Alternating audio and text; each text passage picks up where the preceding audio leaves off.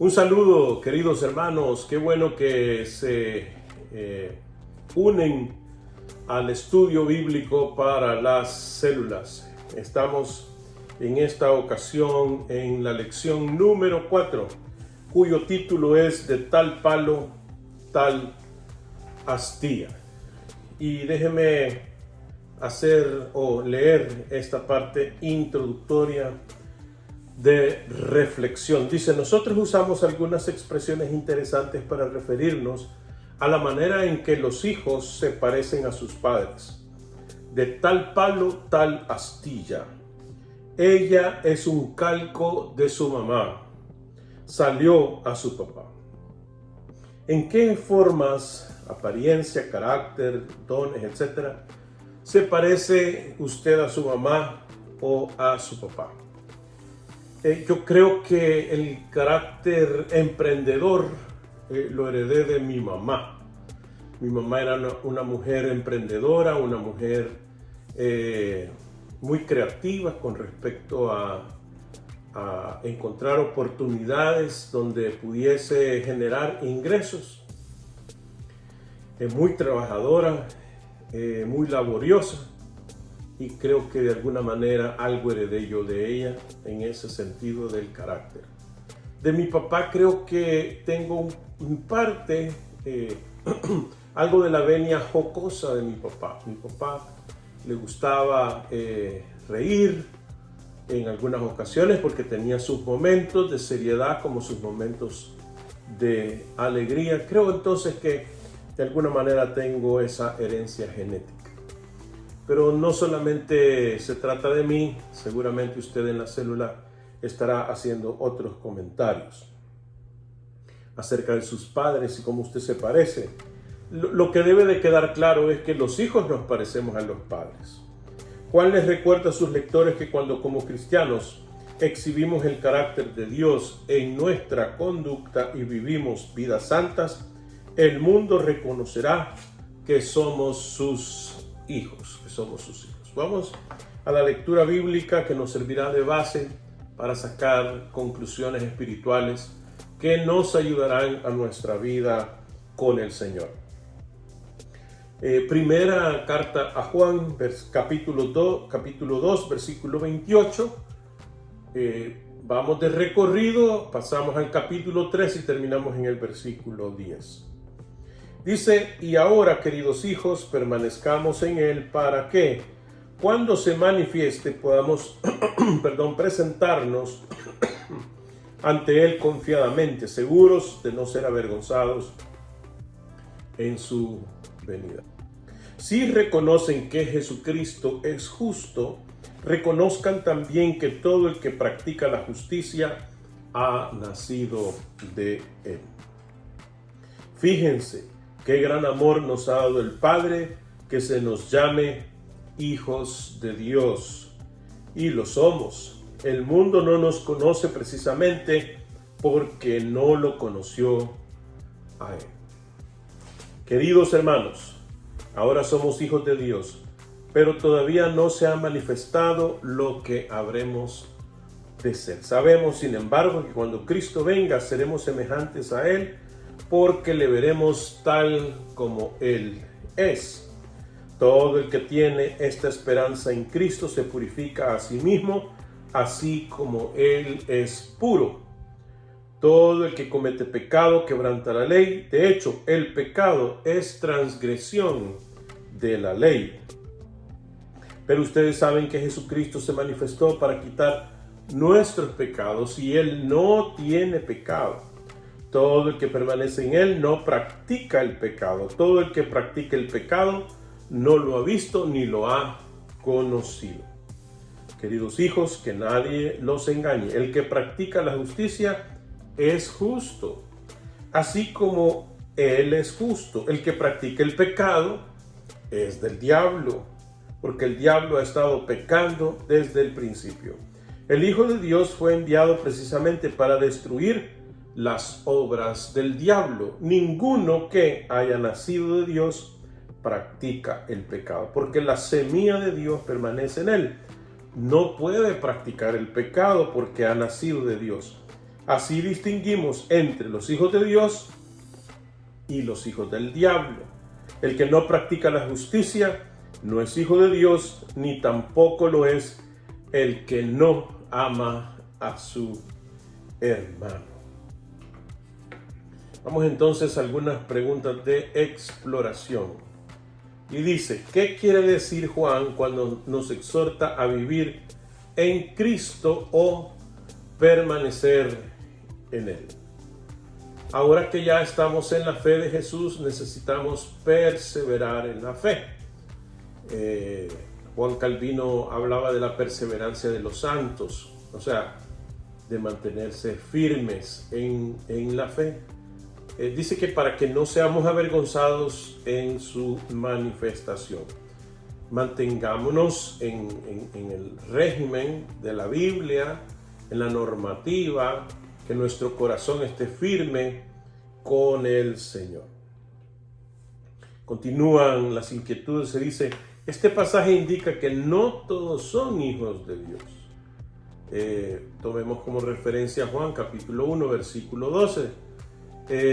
Dice más o menos la Nueva Versión Internacional, dice, más a cuantos lo recibieron, a los que creen en su nombre, les dio el derecho, la Reina Valera dice, les dio la potestad, el derecho de ser hijos de Dios, los que le aceptan y creen en su nombre.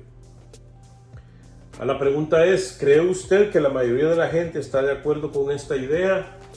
Eso dependerá del trasfondo cultural religioso que haya tenido, porque hay algunos que enseñan que todos somos hijos de Dios, sin embargo la Biblia hace una distinción para reconocer a los hijos del Señor. ¿Cuáles son algunas ventajas de ser un hijo de Dios? Pues obviamente, si yo soy hijo, soy heredero. Si yo soy hijo, tengo amparo, no estoy desamparado. Si soy hijo, tengo responsabilidades, eso dentro del reino del Señor, pero también tengo derechos. La siguiente inquietud dice, ¿cuál es la obra del diablo y cómo destruyó Cristo? El diablo hace la comparación en que el que practica el pecado no ha nacido de Dios, sino que es hijo del diablo, porque el diablo peca desde el principio. Entonces, la obra del diablo es la pecaminosidad. La pecaminosidad. ¿Cómo lo destruyó Cristo? Él quitó el pecado a través del sacrificio en la cruz. ¿Cuáles son las expectativas de aquellos de nosotros que llamamos a Dios nuestro Padre? ¿Qué se espera de nosotros? Que nos comportemos, y el texto leído nos habla acerca de no practicar el pecado, hacer justicia, estar firmes con el Señor. Vamos entonces a leer esta porción de la estructura del estudio de la inspiración. Dice, Dios no solo nos perdona, Él también nos adopta. Por medio de una dramática serie de eventos pasamos de huérfanos condenados sin esperanza a hijos adoptados sin temor. Esto sucede así.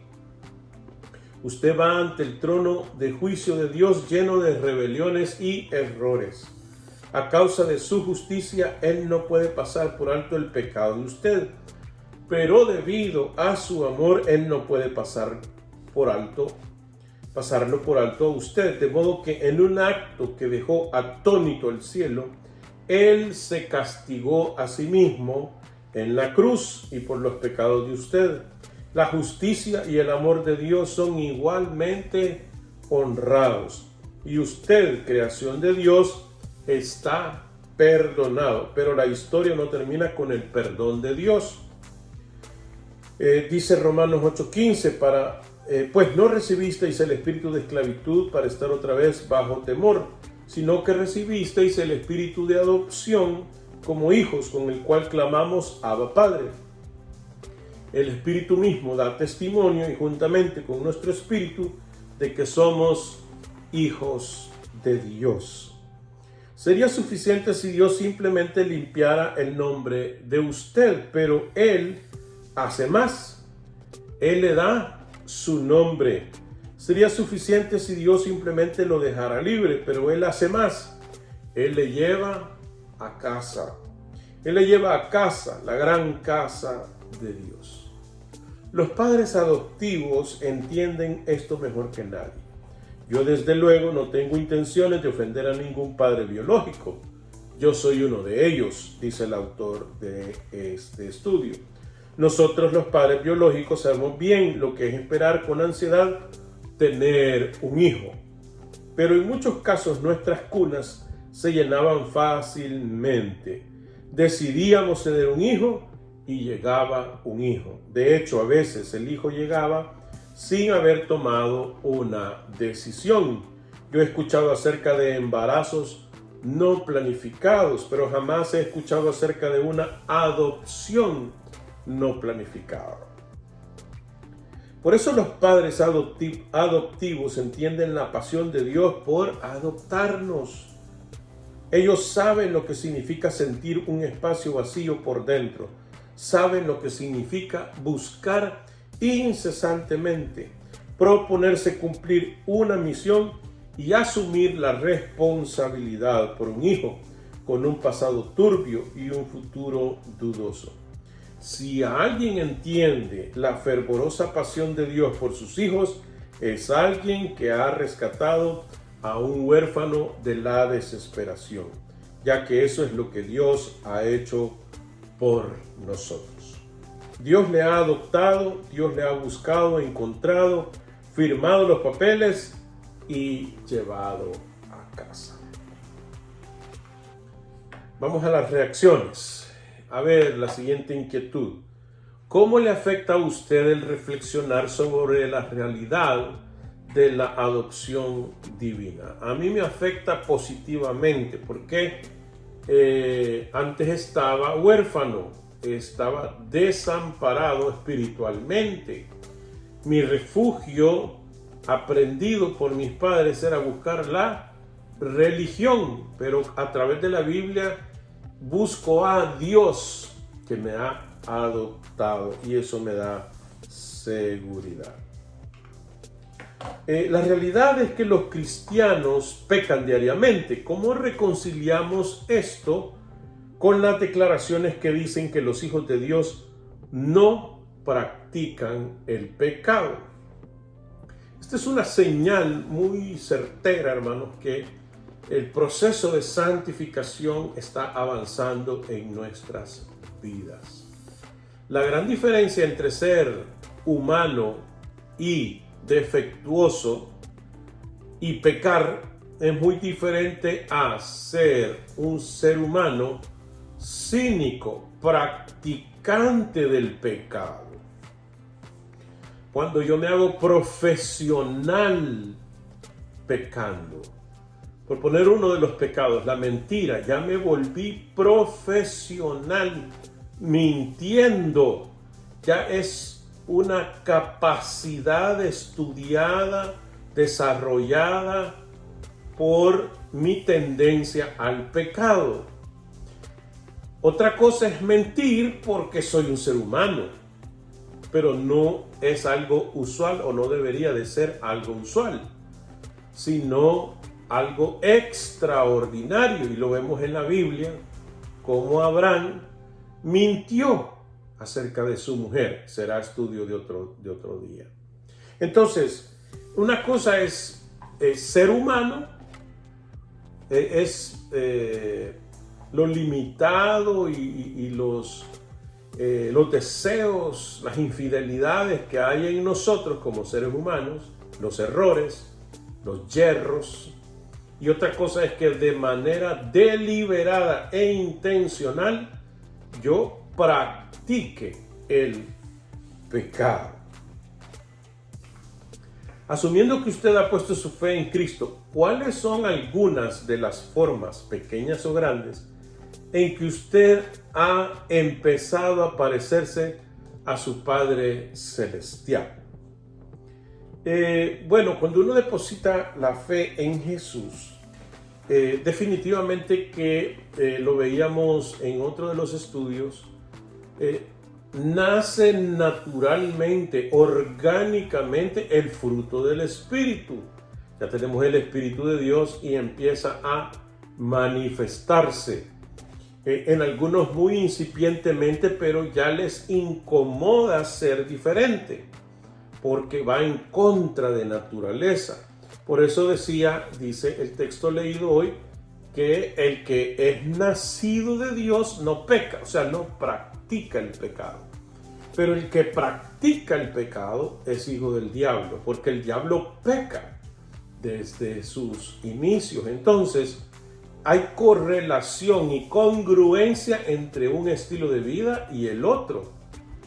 Y ahí habría que evaluarnos y saber si hemos nacido de nuevo.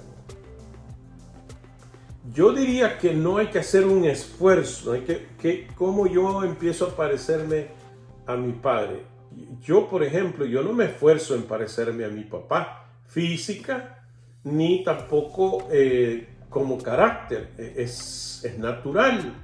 Lo mismo creo que cuando uno nace de nuevo, el Espíritu de Dios empieza a trabajar y refleja al Señor, porque el Señor vive en uno.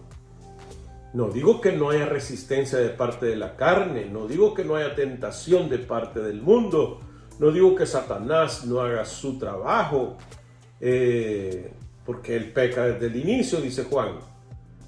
Pero sin embargo, es una cuestión que no es forzada, que no es fingida.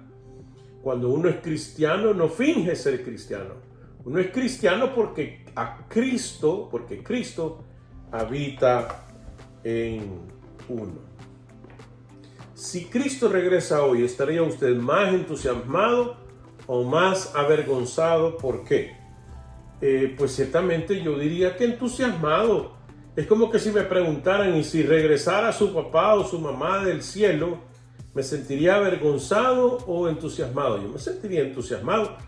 Ya no digamos cuando venga el Señor Jesús, yo voy a dar gloria a Dios, yo voy a sentir bendecido porque espero en Él y creo que Él viene. Entonces, yo me sentiría entusiasmado.